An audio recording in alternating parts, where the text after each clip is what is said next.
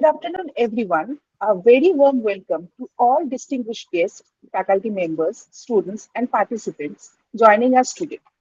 It gives me an immense pleasure as the convener of this online lecture to welcome you all to this significant academic session dedicated to the thoughts, vision, enduring legacy of Bharat Ratna Dr. B.R. Ambedkar, the principal architect of Indian Constitution, social reformer, economics, and a tireless campaign of equality and justice.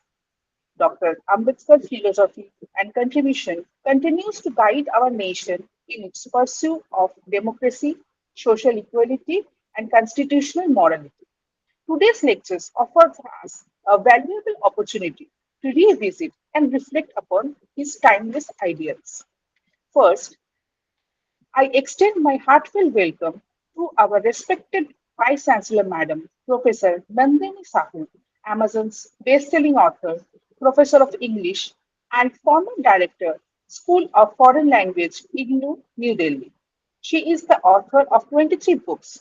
Apart from being a double gold medalist during her graduation and post-graduation, Professor Sahu is a recipient of the gold medal from the Honorable Vice President of India for her contribution to English studies, the Michael Mudushidan Academy Award 2024, the Lifetime Achievement Award 2024, the Tagore Samman 2025, and the Honorary Fellowship 2025 from International Academy of Ethics India. Madam's visionary leadership and unwavering support continues to inspire the academic community of the university. It is my distinct privilege to warmly welcome Professor Sibaji Pratim Basu, our distinguished speaker for today's lecture. Professor Sibaji Pratim Basu is presently working as Distinguished Research Professor at Adamas University, Kolkata. Formerly the Vice Chancellor of Vidyasagar University, Professor Basu taught political science at Vidyasagar University, widely known as a political commentator for decades, and with a long teaching and research career, he has authored books and articles on various subjects beside politics. Some of his monographs and edited books include The Poet and the Mahatma, Engagement of Nationalism and Internationalism, The Fleeing People of South Asia, Selection of Refugee Watch, Politics in Hunger Regime, Essay on Right to Food in West Bengal, Forced Migration and Media Review, Populism, Rabindranath Tagore, Axiology of Politics, among others. His recent published book, Tottter Poschimi Baranga, on the contemporary Western theories, published in 2025, has earned critical attention. He has also contributed articles to edited volumes published by Macmillan Publishers, Anthem Press, Oxford University Press, Sage Publishers, Routledge, Palgrave Macmillan, Social Science Press, Front Page Publishers, etc.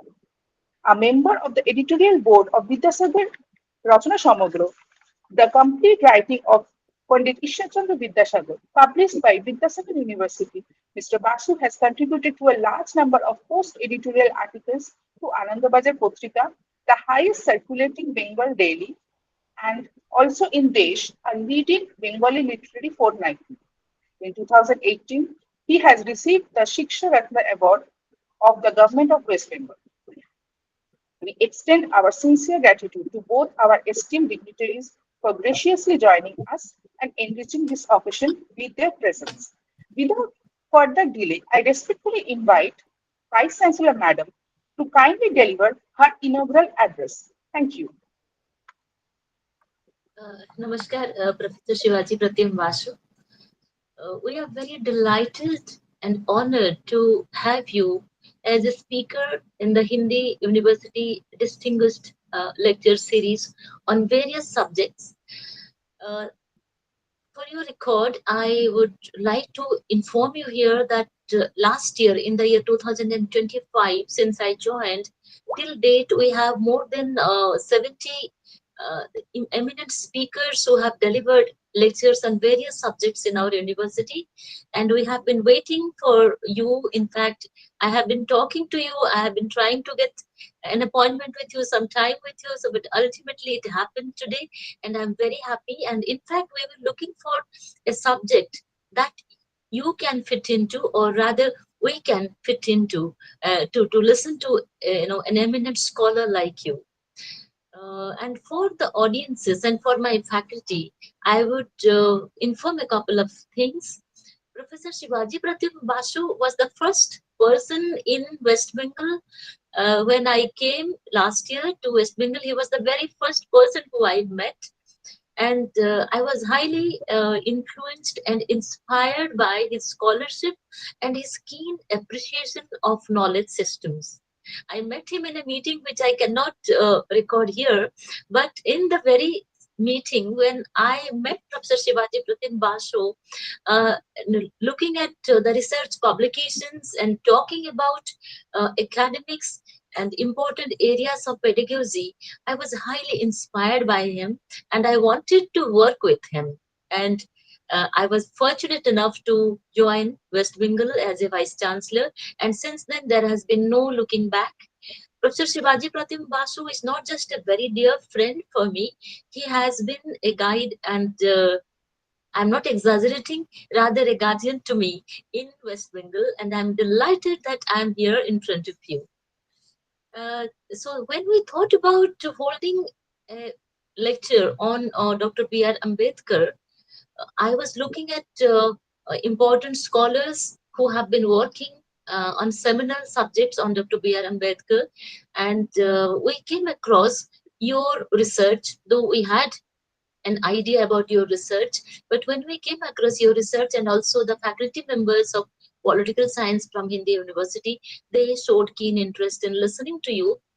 Then I approached Professor Sibaji Pratim Basu, and in the first instance itself, he was kind enough to accept my invitation.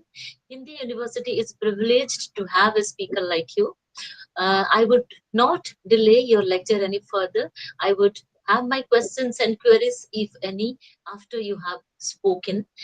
So we welcome you to Hindi University Special Lecture Series, and this important lecture is going to be a part of our YouTube series, Hindi University Lecture Series, which we will be putting in our website and our newsletter and everywhere. And we're planning to do some MOOCs in very near future. Your lecture will also be a part of our MOOCs. I'm sure and I have the conviction that the faculty members of political science and the students of the Department of Political Science of Hindi University will be highly benefited by your scholarship and your discourses. Now I make it open for Kajoli to take it further.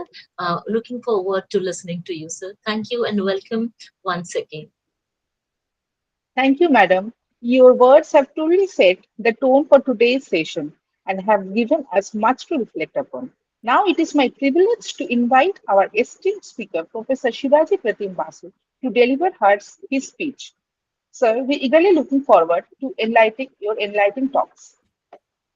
Thank you, Professor Sahu, and thank you, Kajri ji, Dr. Kajri, uh, for inviting me and for this welcome address. And what Nandini ji just said is please take it as an exaggeration from a friend. Okay, nothing more. It's not And an ex. this is the year, we are celebrating the 136th. He was born in 1891, so this is the 136th birth anniversary of the Indian polymath, social reformer, and above all the founding father of Indian Constitution, Dr. B.R. Ambedkar. It is also a matter of pleasure that to commemorate his immortal life and invaluable works, West Bengal Hindi University has organized a special lecture. And at the very outset, I take this opportunity to extend my heartfelt thanks first to Professor Nandini Sahu, the Honorable Vice-Chancellor of Hindi University, who is running the university, this very infant university, in very able hands and in right directions. I have listened and I know about her. She's a dear friend and a well-known scholar of English literature, and herself a renowned poet of Hindi literature, whose works have been translated into many languages, including English. And I had the good fortune of going through some of his papers. And there is a book, especially on Professor Sahu, that only tells you that how important she is in the academic and creative world at this young age, very young age. She's younger than me in many years, I think. And secondly, my thanks also go to all the academic persons, the faculties involved in teaching in this budding university. And thirdly, my deep affection is also meant for my dear students who are present here. Uh, there are, numerous tangible and historically grounded reasons for remembering Dr. Ambedkar. However, among the most salient, according to me, and analytically significant aspects that distinguish him from other Indian thinkers are his conception of the nation as a moral social formation, his notion of freedom as the essence of life, and his articulation of a universal principle of morality. And all these developed through a sustained critique of social irrationalities that are part of a caste-ridden patriarchal society. So I have chosen this topic, my lecture, I have chosen the title of my lecture as Social Over the Political, Ambedkar's idea of social justice and democracy.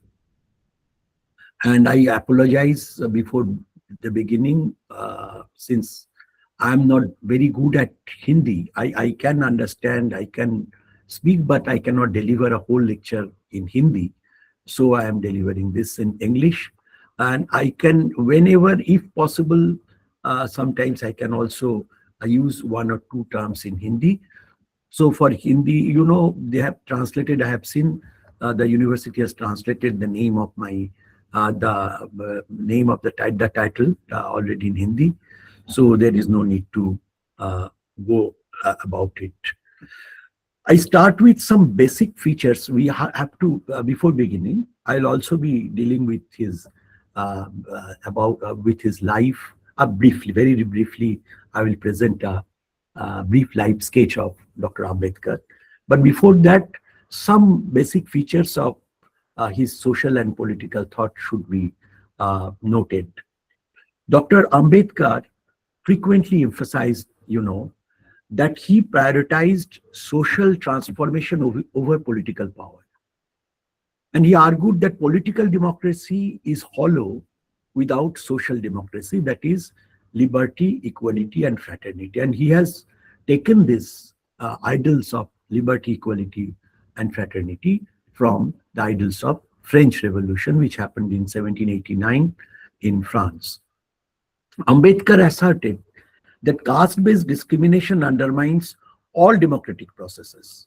If the society is very much caste-ridden, it is very much hierarchical, then how you can claim equality in the sphere of politics? Otherwise, if you make have same vote, same value of your vote in the political sphere, but that will be absolutely meaningless when it comes to the societal plane.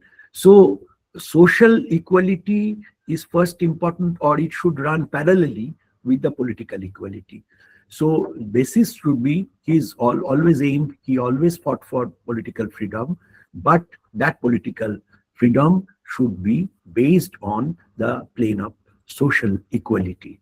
That is, and for Hindu society, caste is the main factor for inequality. So, and he also believed in and he always wanted to do away with the whole caste system, which he expressed very, rationally. He gave so many reasons in his famous book, in his seminal book called Annihilation of Caste, published in 1936. And there he very strongly, argued that caste should be absolutely annihilated, eliminated from the Indian society. Ambedkar argued that even if India, he argued that, of course, before the independence, if India gained political freedom, it would lead to a tyranny of the upper castes if the social system remained fundamentally unequal. So that was his starting point. And he also argued in favor of, and he did in this direction practically. He fought for the constitutional justice for the backward classes, quote unquote, backward classes, especially the untouchables. And he did this. He wanted to do some justice, and it is expressed in Article 17 of Indian Constitution, wherein he wanted to mandate social rights, including the abolition of untouchability. And also he wanted to introduce, and he introduced reservations. So that is a very, kind of very critical and very controversial also for many.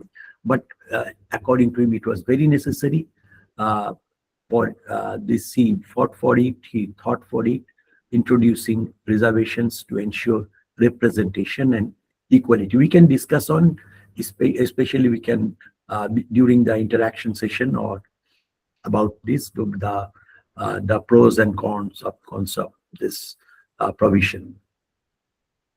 And he also held that the existing Hindu social order was based on inequality sanctioned by religious traditions, which needed to be replaced by a social system based on human dignity and merit.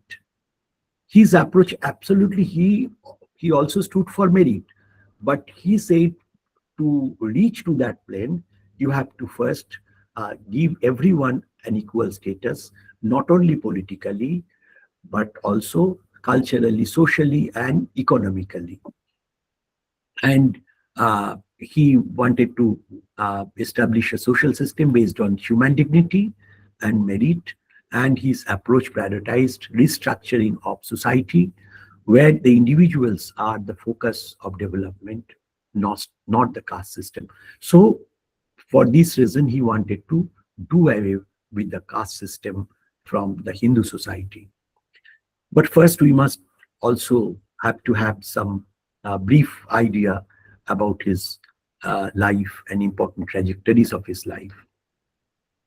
B.R.Ambedkar, whose actual name is Bhimrao Ramji Ambedkar, was born on 14th April. We have just passed it this year, 14th April 1891, in the town and military cantonment of Mau, in today's Madhya Pradesh. At that time, it was in the CP, that is central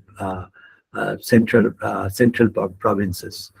He was the 14th and the last child of Ramji Maloji Satpal, an officer of British Indian Army. He was born in a Mahar community, and these Mahars are very famous. They are very famous as fighters, and they always fought many battles under the British East India Company. And his father also was an officer, a subedar, under the British Indian Army. And his family was actually of a Marathi background, and they came from Ratnagiri district of the modern day Maharashtra. Ambedkar was born into a, as I have told you, Mahar caste, who were treated as untouchables and subjected to socio-economic and cultural discrimination. Although they attended school, the boys from Mahar community, Mahar caste, they attended school, they were segregated and given little attention or help by the teachers, and they were not allowed to sit in the class, but just outside the class, outside the threshold, on the other part of the threshold of the classroom. And they had to sit not on any bench, but they had to carry the gani sacks, chat ka thela jo hai, wo. So they had to carry this gani bag with them from their home, and they had to sit on that, and it was very difficult to get water, drinking water, while they are at school, because when they needed to drink water, someone from a higher caste had to pour that water from a very high place, height, from a height, and they have to standing below that flow of water, the flow of water coming from the jug or something, uh, they have to drink water like that. And this task was usually performed for the young Ambedkar by the school peon. And if the peon was not available on a particular day, in a particular day, or maybe he was on leave, uh, then he had to go the whole day without water.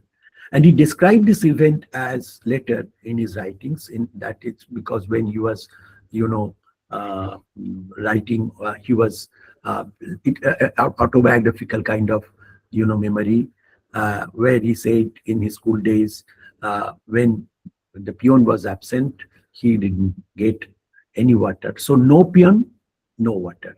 He expressed this as no peon, no water. Peon nahi, to pani nahi.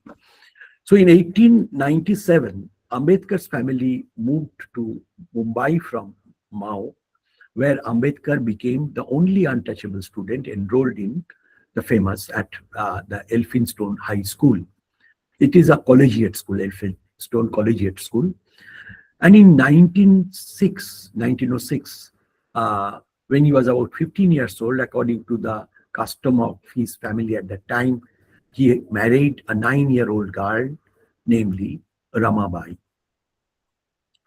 In 1907, he passed his matriculation examination in the, and perhaps he was the first person from the Mahar community to be matriculated in that year. And in the following year, he entered Elphinstone College, which was affiliated to the University of Bombay, now Mumbai. And by 1912, he obtained his degree in economics and political science from Bombay University, and he prepared to take up employment with the Baroda state government. Baroda, Baroda was a princely state, and it was run by the Gaikwar princes or Gaikwar monarchs. In 1913, at the age of 22, this is a very game changer moment of his life, when he was awarded a Baroda state scholarship of 11.5 sterling pound per month for 3 years, which allowed him to continue his postgraduate education at Columbia University in New York City. It's a very famous university, Columbia University. It is still very important, especially for the English and post-colonial studies. People like Edward Said has had taught here, and presently also Gayatri Chakraborty Spivak, the famous translator of Derrida, she also worked here, and perhaps he is still associated with this Columbia University. So he joined the Columbia University, and he passed his MA exam in June 1915 amidst the First World War. He was deeply influenced by his teacher and famous American political philosopher, John Dewey. Perhaps you have heard his name, especially the political science students of John Dewey, and influenced by his idea of democracy. Ambedkar received his PhD degree later, after passing MA, 12 years after. He got his PhD degree in economics from Columbia in 1927. And in October 1916, he enrolled himself for the Bar at Law course at Garys Inn in England. He went to England, in London. And at the same time, he enrolled at the London School of LSE, London School of Economics, where he started working on a doctoral thesis. But in June 1917, he had to come back to India because his scholarship from Baroda ended. And he was an avid reader, of many subjects, many books, and he has a huge collection of books. And he dispatched these books on a different ship uh, from the one he was on. And that ship was torpedoed because it was the war was going on. It was torpedoed and sunk by a German submarine. So all the collection of his books, which he collected in England, were submerged. After 4 years, he completed a master's degree in at LSE in 1921. So he was in fact he had the doctoral degree from Columbia and then from also LSE later. And in 1923, he completed a DSc in economics, Doctor of Science in economics, which was all awarded by the University of London. And in the same year, he was called to the bar at Gary's Inn. So he became a lawyer also. But earlier to that period, Ambedkar, when he came back to India in 1917, he was appointed as the military secretary to the Gaikwad Prince, but had to quit in a very short time.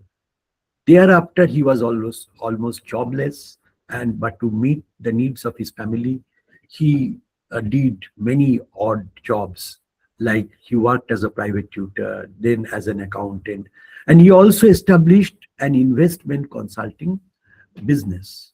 But this business, it failed when the clients learned that Ambedkar was an untouchable. Later in 1918, he became a professor of political economy in Sydenham College of Commerce and Economics in Mumbai. Ambedkar had been invited to testify before the Southborough Committee, which was preparing the Government of India Act of 1919. You know, the Government of India Act first started in 1858 after the when the empire, Queen Victoria's, declaration after the proclamation of Queen Victoria, when the territories of the East India under East India Company was taken into the British Empire. So at that time, this 1858, the first Indian Government of India Act was made. That was the constitutional act at that time. No constitution was there. So he was, at that time, the Government of India Act 1858 came. Then came 1861's Indian Councils Act. Then 1891's again Indian Councils Act. Then 1909's Morley-Minto reforms, and again Indian Councils Act. Then there was little all these acts put together. Another act came in 1915, but the very important act was 1919's Government of India Act, which actually for the first time, distributed the powers between the center and the provinces. So Ambedkar there at that meeting, at that hearing, Ambedkar argued for creating a separate electorates and reservation for untouchables and for other religious communities. Ambedkar went on to work also as a legal professional parallel to his, professorship in various institutions. In 1926, for example, he successfully defended 3 non-Brahmin leaders who had accused that the Brahmin community of India, Brahmin community is ruining India. And where then they subsequently sued and libel, and Ambedkar got them freed. By 1927, Ambedkar had decided to launch active movements. Now here comes from 1927 his active association, activism for the social equality, for the untouchables. And Ambedkar had decided to launch an active movements against untouchability. He began with public movements and marches to open up public drinking water sources. He also began to struggle for the right to enter, in Hindu temples. All castes were not allowed at that time, and still there are some temples where the low castes, so-called low castes, are not allowed to enter into the temples. So that hurt used to hurt so many the sentiments of so many devotees from the lower castes, and he laid a satyagraha in Mahar to, and he also protested, and he also laid a satyagraha in Mahar, and he also laid this satyagraha, in fact, to draw water also, not only for going to visit temples, but to draw water from the main water tank of the town by the untouchables. In a conference in late 1927, Ambedkar publicly condemned the classic Hindu text called Manusmriti, the laws of Manu. Manu was a lawgiver, you know. In fact, what we find in ancient times, there were varnas. Varnas are not same as castes. It is based on gunas or virtues. So a person who was born as a Brahmin can become also a Asura. The instance is, that Ravana. Ravana was the son of a Brahmin, a sage, but his qualities led him to become, later he became an Asura. Likewise, Vishwamitra. Vishwamitra was born in Kshatriya Varna, but later he achieved his Brahmanship. Later, he became a sage by his tapasya or meditations. But Manusmriti uh, did these divisions as which he made it the Manus. There are so many Manus, but the Manusmriti made this system a permanent hierarchy, which is associated with birth. So on December 25th, 1927, Ambedkar led thousands of followers to burn copies of Manusmriti.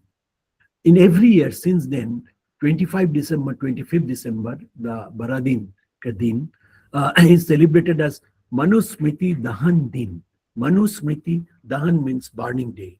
Manusmriti burning day. Still they are burning the copies of Manusmriti, these Ambedkarites and the Dalits. And in 1932, British colonial government announced the formation of a separate electorate for the depressed classes. So this where from this term Dalit came, the Dalit is the Hindi translation of the depressed. So depressed Dalits mean the depressed classes in the communal award.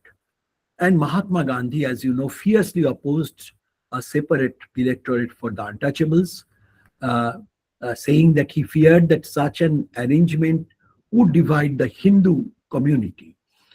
And Gandhiji protested by fasting while he was in prison, because in 1930 he gave the call for Purna Swaraj, and by civil disobedience, and he and his companions, he led them to Dandi, a place near the sea, and he made some disobeying the law, prevalent law, a colonial law.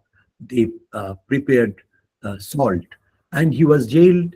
And during his prison time, he protested and fasting. He was at that time in the Yaraveda jail in Pune and Pune, and following the fast, joint meetings were held with Ambedkar, because Ambedkar was proposing this, separate electorates for the depressed classes. And on 25th September 1932, the agreement known as the Pune Pact was signed by Ambedkar on behalf of the depressed classes among Hindus. And Gandhi was not a signatory, but another well-known person, namely Madan Mohan Malavya or Malavya, he signed that pact with Ambedkar on behalf of the other Hindus, that is the upper caste Hindus. The agreement gave reserved seats for the depressed classes in the provisional legislatures within the general electorate. That was a kind of an agreement which satisfied to some extent Mahatma Gandhi. But actually, the primary and secondary elections allowed untouchables in practice to choose their own candidates. And in 1935, Ambedkar was appointed the principal of the Government Law College of Bombay. At that time, it was known as Bombay, and now it is Mumbai. And he held this position for 2 years, and he settled in Bombay, built his own house, and there he these collections, a huge collection, 50,000 books, a personal collection of 50,000 books. All the vice chancellors will understand the value of 50,000 books. I think your Hindi university, I don't know how many books. Even in my university, my former university, 50,000 books, really, it's a huge collection. And yeah, he was such a book-loving person. But at that, in the same year, his wife Ramabai died after a long illness. In 1936, Ambedkar founded the Independent Labour Party, which competed in the next election in 1937. So in 1935 also there was another Government of India Act of 1935, which served as the basis as constitutional law before coming of our own constitution.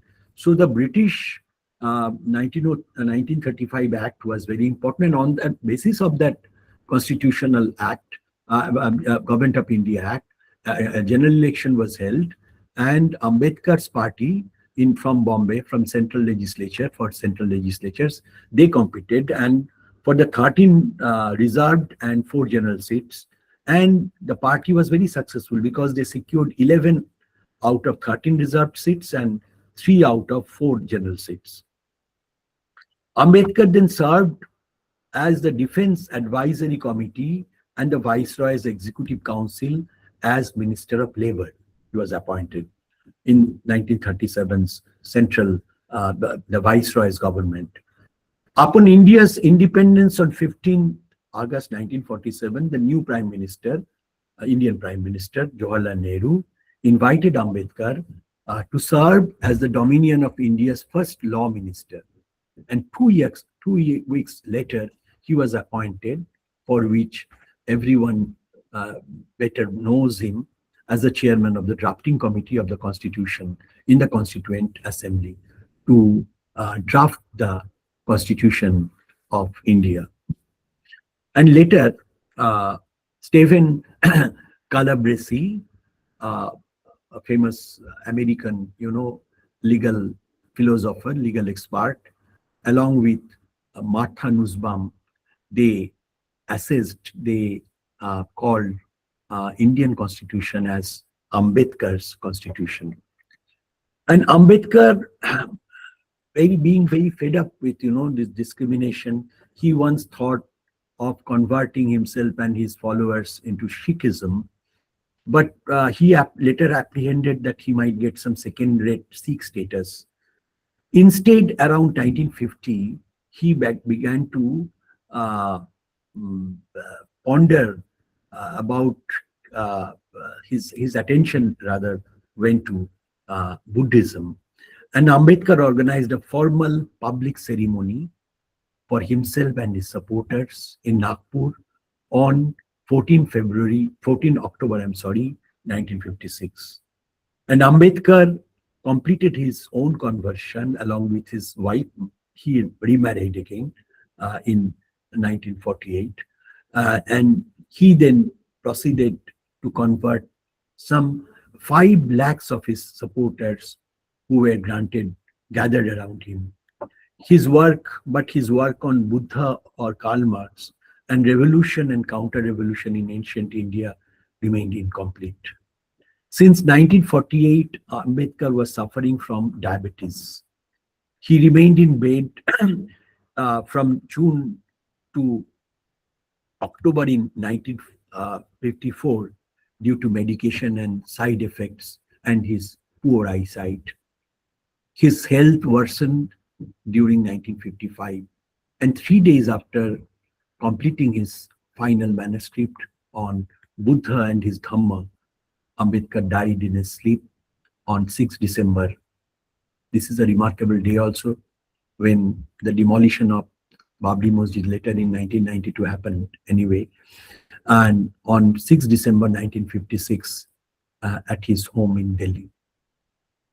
Now we should have some idea about his social and political thought. So you have, now you know the man in a very brief way also, but you have a brief light sketch with him. I'm sorry. So social and political thought. First, I will hover on this problem called social inequality. And Ambedkar made a comprehensive inquiry about the then existing Hindu social order and argued that the Hindu social order had the sanction of Hindu religion. In his works that included Philosophy of Hinduism, is a book, Hindu Social Order, its Essential Principles, and of course, Annihilation of Caste, he attempted at explaining, interpreting, and criticizing the Hindu social order and came up with his own normative ideas of an alternative system of society which was to be based on justice. So justice is the basic principle. The justice means equal treatment, equality, basically. The first principle of this was, according to Ambedkar, of Hindu social order, is the principle of graded inequality. Graded inequality. This principle is the fundamental one which divided the society both vertically and horizontally. As per this principle, the society was made hierarchical, with Brahmins occupying the top rank, followed by Kshatriyas, Vaishyas, Shudras, and Ati Shudras, or the untouchables. The principle of gradation had spiritual, moral, and legal sanctions, and thus there was no sphere of life which was not regulated by this principle. He also observed that this principle had encompassed human life in all spheres, including social, political, and economic and cultural realms. Graded inequality was also accompanied by hierarchical and graded entitlements also. It is not a social or religious hierarchy, graded inequality. It is also, it also affected the entitlements to various rights to different classes. The entitlements increased in ascending order from the below, ascending order from untouchables to Brahmins. In these hierarchical agreements, rights and privileges of one class became disabilities or denial of rights to the lower classes, particularly for the untouchables. Professor Sukhdev Thorat, Professor Sukhdev Thorat, is a famous Ambedkarite scholar. He wrote in 2008, and he also had been the former chairman of UGC.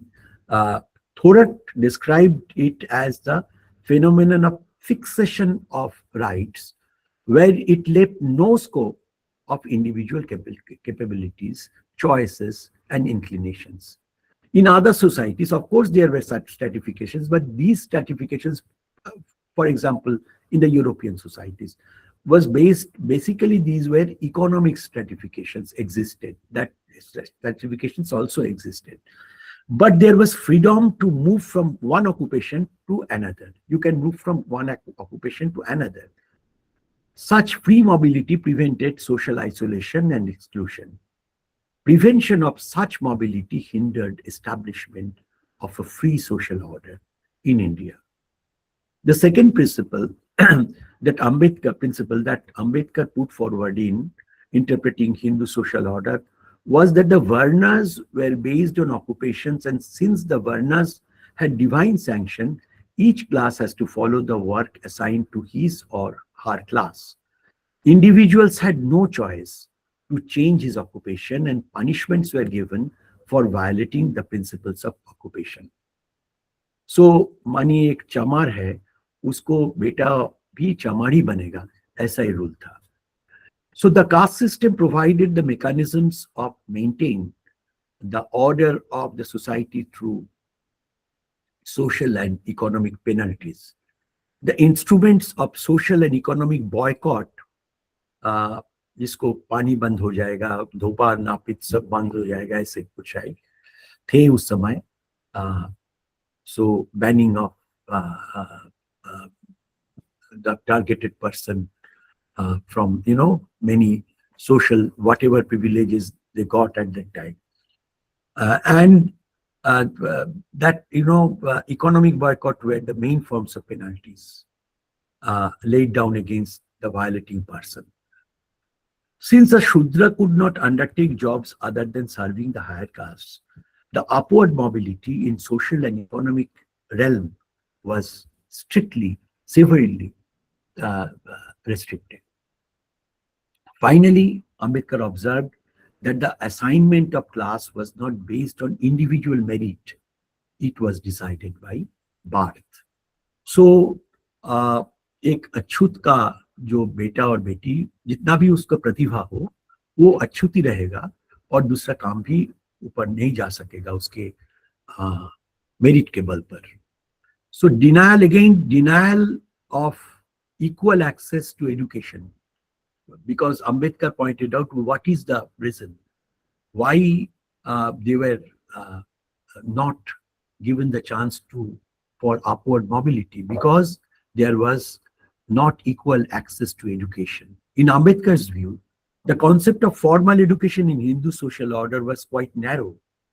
Formal education was confined to the study of religious scriptures like Vedas in schools, which were established for this purpose.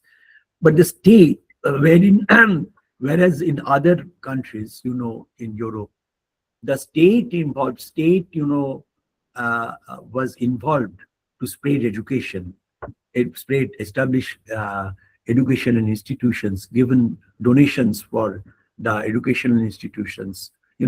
All this money came from the kings and queens of England.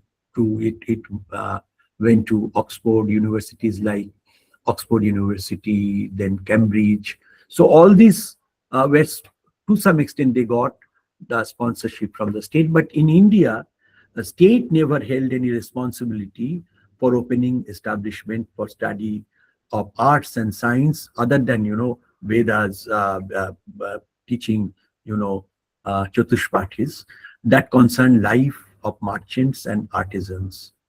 In the absence of formal educational system, each class managed to transmit its progeny the ways doing things it was traditionally engaged in doing. Thus, literacy became an inherent part of the class or caste system. Fixation of rights within a class and graded inequality resulted in the denial of rights to education and opportunities to develop human capabilities. In this light, we have to understand the significance of Ambedkar's oft-quoted slogan, which says, educate, that is his advice to the untouchables, educate, agitate, and organize. Now I'm coming briefly to his political thought. Actually, I approached his political thought from his social thought, from the vantage point of his social thought. Ambedkar's political philosophy was closely related to the most immediate and accumulated issues of human life and essentially in accordance with the fact of the society. Thus, in order to understand political ideas of Ambedkar, it would be necessary to understand his thoughts about interrelations of state, government and society and individuals. It would also be necessary to deliberate about this concept, ideologies of political theory and political arguments as put forward by Ambedkar. Ambedkar was a great admirer of parliamentary system of government. According to him, there are three inherent characteristics of this system. First, free and fair elections from time to time. Secondly, in a form of government where no single individual can presume the authority, the supreme authority. And The laws are to be made by the representatives of the people.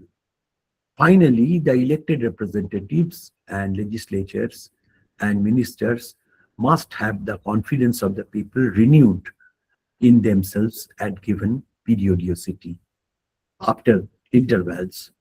And he was also aware of the pitfalls of parliamentary democracy. And Ambedkar wrote that the practice of parliamentary democracy in practice, uh, they they are not, compatible with the economic equality.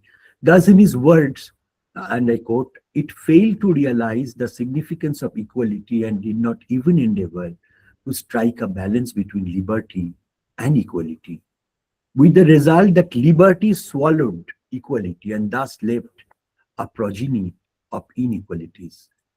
He emphasized the need to strengthen the social and economic foundation for a smooth functioning of democracy.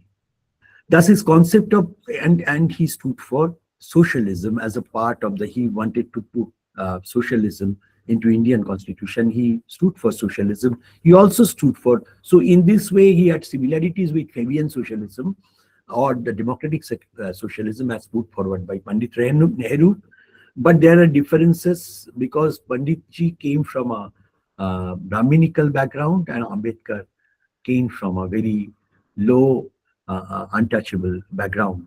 So for Panditji, he did not try to, this kind of, he did not stood like Ambedkar, the reforms of the society, the fight for the untouchables, which made Ambedkar and Panditji, although there are some similarities in their belief in parliamentary democracy or state socialism, Ambedkar and Nehru had also basic differences.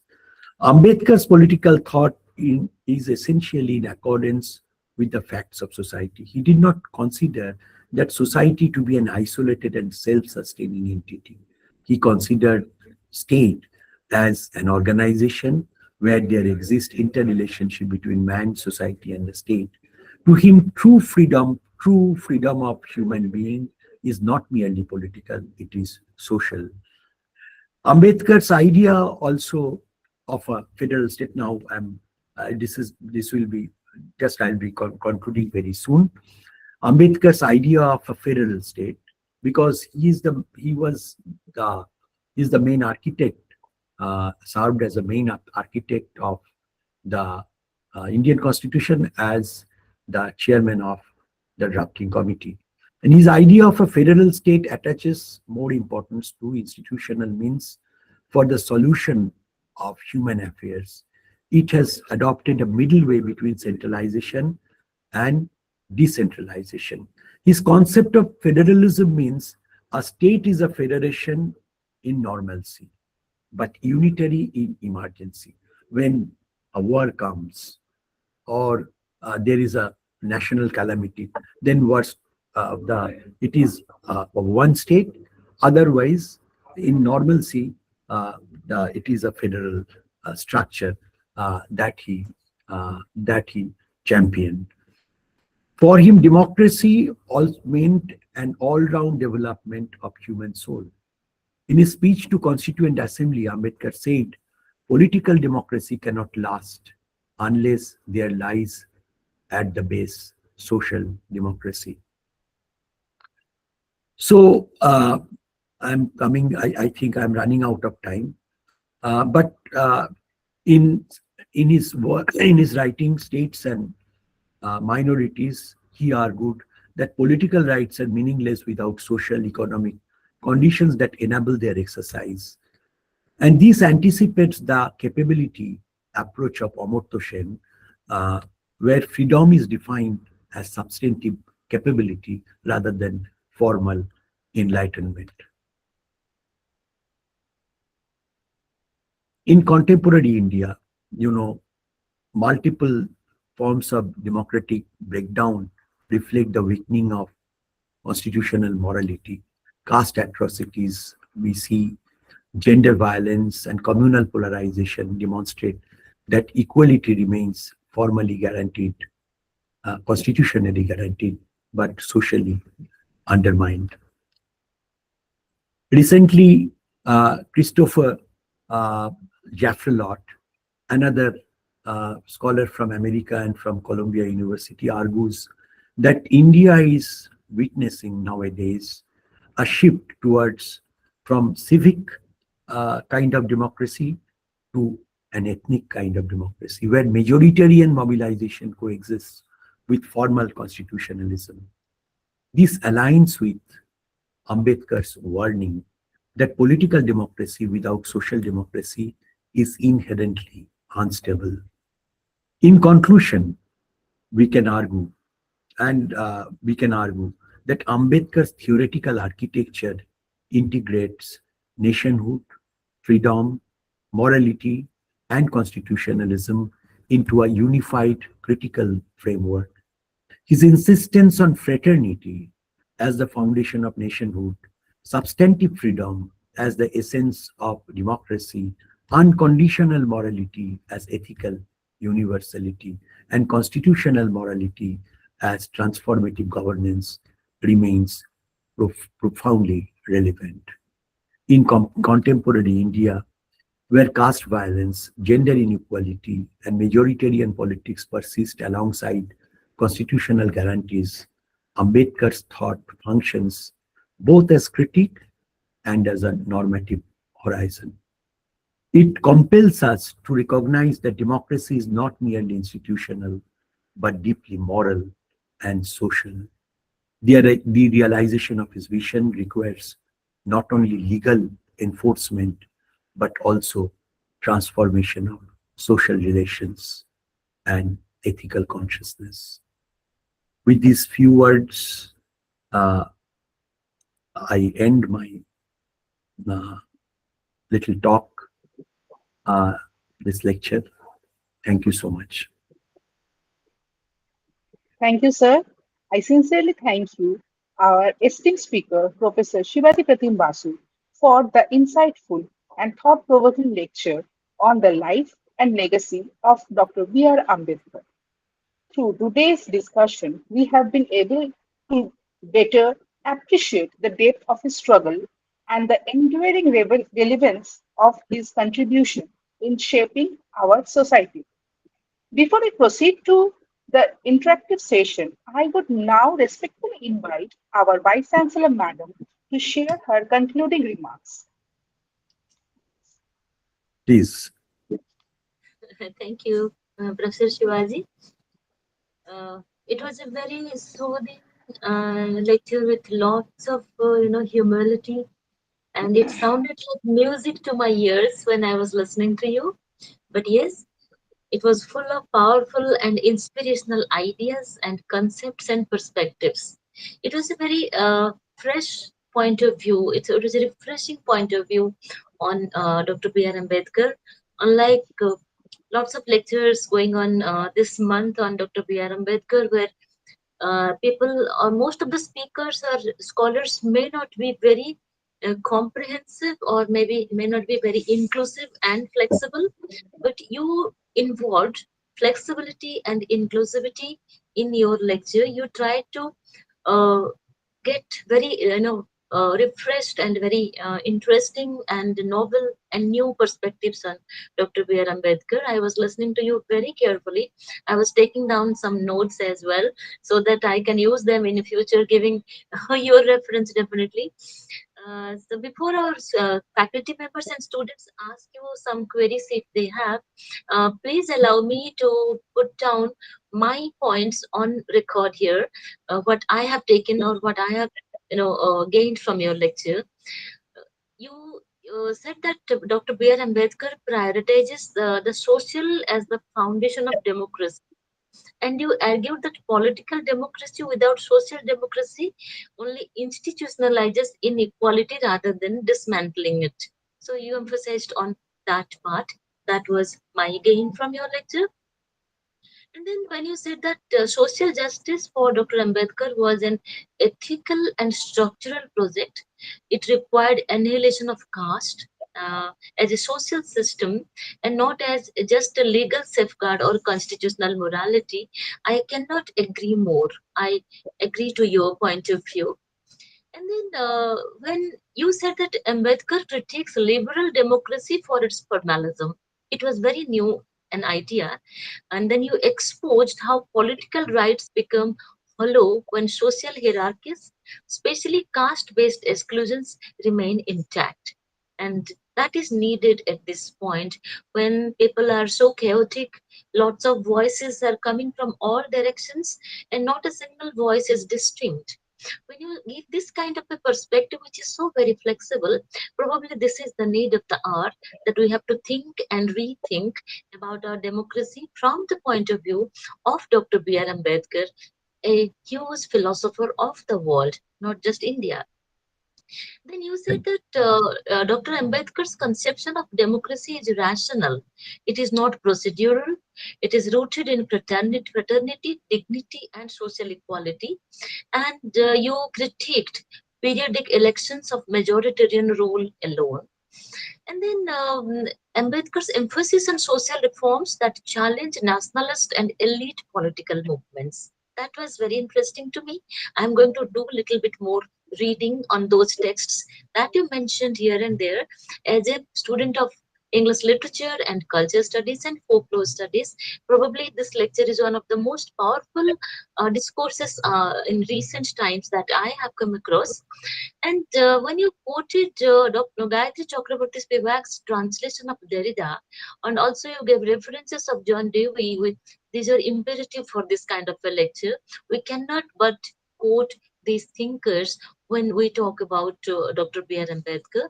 This lecture is very, very refreshing for me. I'm only repeating myself, and I'm going to do a little bit of more research on what you said, and I'm going to get back to you for more ideas and concepts from you. Thank you so very much for Thank, adding quality to the Hindi University Special Lecture Series. Now thank, I give it to thank you, thank you. Pratim. Let me also acknowledge my thanks for within a very this was a very very I have it's a long paper. It was a very part of a long paper. I have only presented half of the paper, but you have summarized everything so beautifully Okay, as you thank you. only can. And I because I know I'm a I also am an avid reader of postmodern literature, post-colonial literature. So, Columbia University, when you hear this name of Columbia University, comes so many array of, thinkers, English literature and other persons like, Edward Said, and then Gayatri Spivak, then all these persons, Partho Chatterjee, I call him Da because I know him personally, Partho Chatterjee, Okay. all these are associated. Also nowadays, Sudipto Koviraj. So all the great social science and basically Ambedkar was trained in this university by none other than John Dewey, who is a very fine, one of the finest, American political philosopher, you know, and so, and I wanted to make this because it was not just कोई पैसा दे दो इसका ये आंदोलन, इसका moral claim है, ये moral ethical claim. So this is something and Ambedkar had always, Ambedkar stood for, merit based society it should be, but how merit, uh, practically how the all of the society, they can they cannot have the same merit without, this with these social restrictions and all these things that they have to undergo. So we need equality because of there is inequality. There are Yes, yes. inequalities. So that is, it is like John Rawls's, philosophy, the political science students must know about, must they perhaps have heard and read John Rawls. John Rawls was a very important, political philosopher who wrote in 1971. His book came up, A Theory of Justice, where Rawls said that he he wanted to have a distributive kind of justice. His book is on justice. So distributive kind of justice, what do you distribute? Distribute the liberty and opportunity. Opportunity means, opportunity and liberty. And liberty and opportunity to whom? Which section of the society? To the maximum opportunity to the minimum advantaged. So it is maximum should go to the minimum advantaged. Otherwise, there will be no equality. So this also gives you the logic for reservation. Why we need reservation? We cannot do away with. And after so many years, Ambedkar thought it should go for 15 years and then everything will be okay. But we cannot get away from this kind of reservation. After every 15 years, this reservation is again and again renewed. So anyway, thank you, Professor Sahu, for this kind observation, and I appreciate it. Now, members may ask some questions if you have time, or we will send you the questions. Yes, you can also send me. I'm also running out of time, because I know if one or two questions, I can take one or two questions. If someone, you can also put question in Hindi. One of my students at Vidyasagar University is working, Madhubanti is there, and she told me that, sir, here you have to speak either in Hindi or in English. So my Hindi is not that good, that I cannot, but I can understand. We are multilingual. Here our lectures are in English, in Hindi, and in Bangla. Yesterday somebody spoke in Bangla. And I'm so grateful to you for pointing out about my 23 books. All of them are in English. All my original books are in English. I have written. They are translated to Hindi, Bangla, Spanish, German, the Telugu, Tamil, and Malayalam, and multiple languages. So we are multilingual. We don't mind language. We are flexible and open to English, languages. but I can speak Bangla, but I can speak also a little bit of Hindi, but that will not be enough for delivering a whole lecture. That is my point. Anyway, if one or two two questions can come, I can answer within 5-10 minutes. 5 minutes. Do you have any questions, or you can take the questions and mail me? You have my mail. You have my mail ID. Okay. Or you can WhatsApp also. Or you can WhatsApp. Thank you, sir. Thank you, ma'am. It is challenging to fully comprehend the magnitude of Dr. B.R.Ambedkar's struggle while living in an independent, modern, urban society, far removed from the social historical conditions in which he has endured and persevered. We express our deep gratitude to him for his tireless effort and invaluable contribution, which has laid the foundation for a more just and equitable society. We will now move on to the interactive session. I invite the participants to kindly share their questions and thoughts. Two questions. Please, if anybody have questions? Because I'm in my office.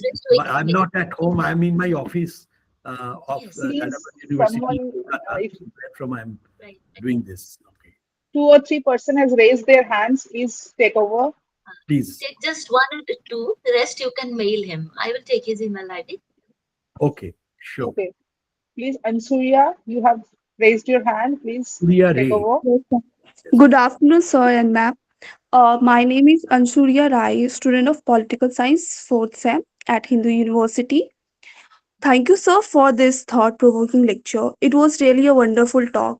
But, sir, I have a question that why Ambedkar's inclination was more prone towards political inequality rather than social inequality, sir. Thank you, sir. No, he always, as you can gather from my the title of my lecture, that it was social over the political. So society, he prioritized society. Without society, without social equality, there cannot be any political equality. Otherwise, it will be a hollow thing. One man, one vote is there. But when you go out from the move out from the election booth, polling station, then you are unequal from other persons. Especially, we do not. It is very shameful for me to say that although we do not have such deep-seated, casteism in Bengal, but in other parts of India, we often hear that this deep-seated casteism, discrimination over castes, and they do not even the different castes, especially the lower castes, are not allowed to eat together in hostels also. So that pains us, that pains me, and pains us. Many all that will pain all the sensitive minds. Why should there be this? So Ambedkar said you have to have the equality in the social plane to have the so that can lead you to a very successful democracy where political equality and social equality will match each other.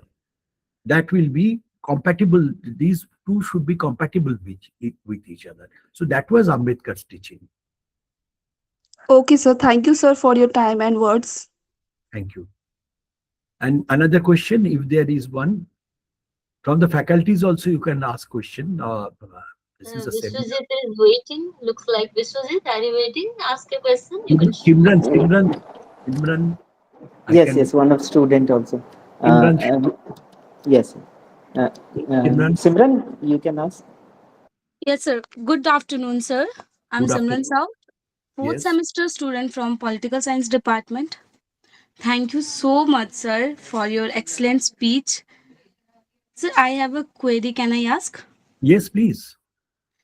Sir, do you think that India has achieved Ambedkar's vision of social justice? If not, then why? It's a very difficult question. On the It's a constitutional difficult. justice, we have what we have achieved, Simran. We have achieved on some legal, rather entitlement. The Dalits, the untouchables, they got.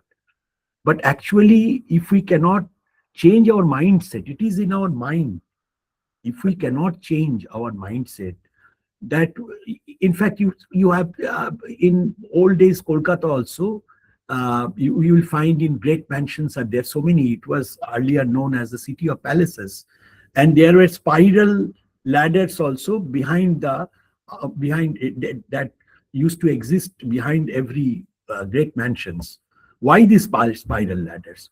These are for the sweepers to go and come out, cleaning the bathrooms, the you know lavatories, etc. They are coming, so they are not allowed to enter the house. This still is prevalent. This is still prevalent.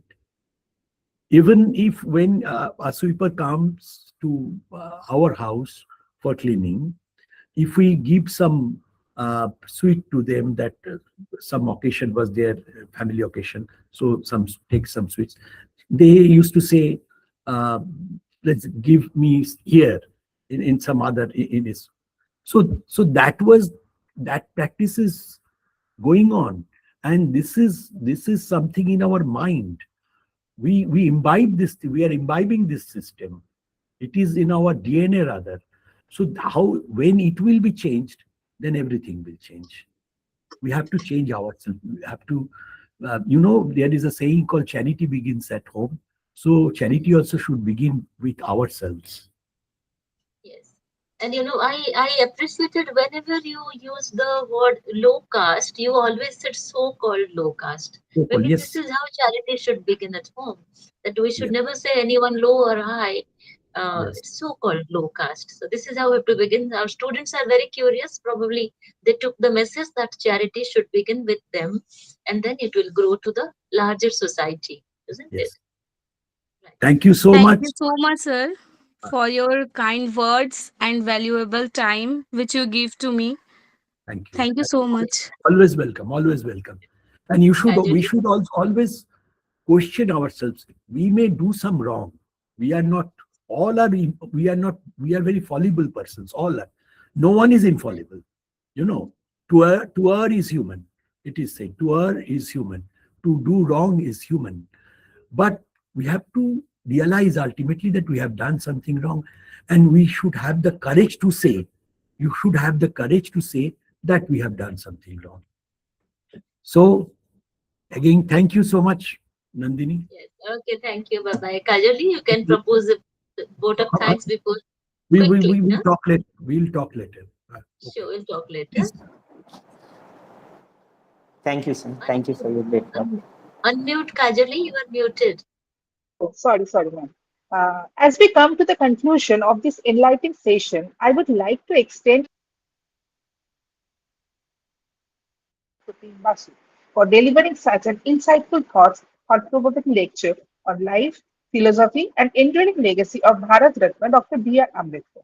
Sir, your scholarly insight and valuable reflection has greatly enriched our understandings of this important subject. I express my sincere gratitude to our respected Vice-Chancellor, Madam Professor Nandini Sahu, for gracing this occasion with her presence and for her constant encouragement and visionary guidance in promoting academic discourse within the university. I also extend thanks to all the faculty members, technical support staff, and participants who present and cooperation contributed to the success of this program. With this, we conclude today's session. Thank you all once again for joining us. Have a wonderful day. Thank you all, and I thoroughly enjoyed Oh, this yes. program. And kindly send me some photographs if you had Yes, captured yes. some We will send photos, you the video. because then I can also share in on Okay. some media Sir, social. we can send you the YouTube link. We can send you the YouTube link after we upload this video to the YouTube Madam channel of Kajani, our no university. one goes through YouTube links to listen. They do not have so And much. They are all, busy in making reels. And I, so in these I days, click only no you can give, photographs. if you can give some. I will also, of course, I could also share the poster that you have made. So I will say, okay, sir. but also We will send some send you one the of poster back. poster is Okay, sir. there. Nandini ji has sent me, Yes, and yes, we will give me send. some photographs. I don't know. It is not very possible to capture photos in No, this. you don't We worry. can We will take send you. screenshot. We can Okay. take screenshot if you want. Yes. Whatever. Anyway, thank you. I enjoyed. Thank you once again, Professor Sahu, for inviting me, and good luck Thank to everyone. Okay. Thank you. Thank you. Thank you, Thank sir. you. you. Thank you. Bye. Thank you for your